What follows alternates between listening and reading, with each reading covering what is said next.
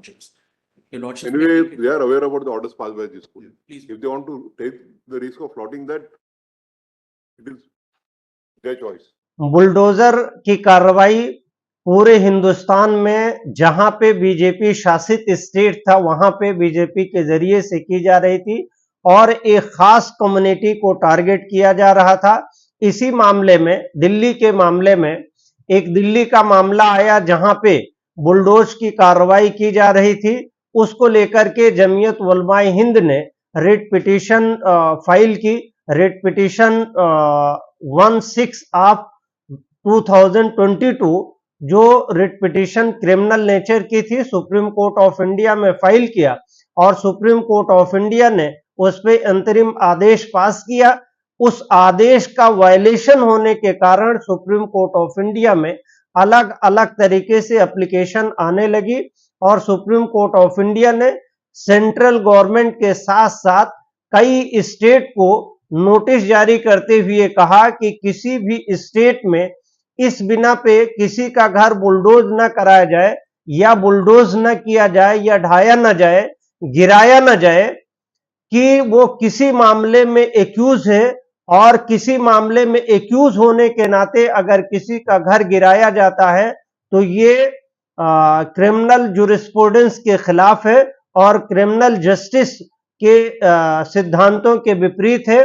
और supreme court of India ने state के साथ सेंट्रल को कड़ी वार्निंग के साथ एक इंटरिम ऑर्डर पास किया और उस इंटरिम ऑर्डर में कहा कि जो भी क्रिमिनल मामले में कोई भी एक्यूज वांछित होता है ऐसी स्थिति में उसका घर बुलडोज कराना किसी भी सूरत में उचित नहीं है और किसी भी दशा में सही नहीं है। और उसके बाद भी इंटरिम ऑर्डर का वायलेशन हुआ। सुप्रीम कोर्ट ऑफ इंडिया में उसमें दोबारा एप्लीकेशन फाइल हुई कि सुप्रीम कोर्ट ऑफ इंडिया के ऑर्डर्स का वायलेशन हो रहा है। सुप्रीम कोर्ट ऑफ इंडिया ने सेंट्रल गवर्नमेंट को दोबारा कड़े आदेश और निर्देश दिए और कहा कि अगर हमारे आदेश का वायलेशन होगा तो हम नेशनल लेवल पे यानी पूरे हिंदुस्तान लेवल पे एक ऐसा लॉ फ्रेम करेंगे जिसमें किसी भी तरह का बुलडोज की कार्रवाई किसी भी क्रिमिनल मामले में वांछित एक्यूज या उसके परिवार के खिलाफ नहीं होना चाहिए। हालांकि कई मामलों में देखा गया कि सुप्रीम कोर्ट ऑफ इंडिया के स्पेसिफिक ऑर्डर होने के बावजूद भी स्टेट गवर्नमेंट और सेंट्रल गवर्नमेंट के जरिए से बुलडोज की कार्रवाई की गई है।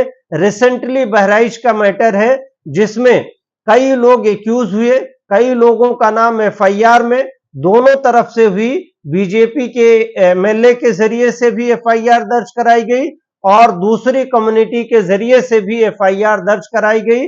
उसी मामले में बहराइच के लोकल एडमिनिस्ट्रेशंस के जरिए से बुलडोज करने के कई लोगों को 20-22 घरों को नोटिस दी, जिसको लेकर के ऑनरेबल हाई कोर्ट में पिटीशन फाइल हुई। उसमें सिर्फ 15 दिन की रेमेडी मिली। उसके बाद में सुप्रीम कोर्ट ऑफ इंडिया में एप्लीकेशन मूव हुई और सुप्रीम कोर्ट ऑफ इंडिया में ये बात कही गई और ये मुद्दा रखा गया कि honourable supreme court of India के स्पेसिफिक डायरेक्शंस के बावजूद भी कई स्टेट्स इंक्लूडिंग उत्तर प्रदेश के डिस्ट्रिक्ट बहराइच के एडमिनिस्ट्रेशंस के जरिए से सुप्रीम कोर्ट के ऑर्डर का वायलेशन करते हुए डेमोलेशन की कार्रवाई के लिए नोटिस दी गई है। बहुत शॉर्ट पीरियड की नोटिस दी गई है। सुप्रीम कोर्ट ऑफ इंडिया ने कड़े ऑब्जर्वेशंस और सीरियस ऑब्जर्वेशंस देते हुए कहा कि अगर हमारे आदेश का वायलेशन हुआ तो स्टेट के पास अगर हिम्मत है तो हमारे आदेशों का वायलेशन करे। ऑफिसर्स के पास अगर इस तरह की हिम्मत है या एबिलिटी है तो हमारे आदेशों का वायलेशन करे। उसके कॉन्सिक्वेंसेस स्टेट ऑफिसर्स को और स्टेट गवर्नमेंट को फेस करना होगा।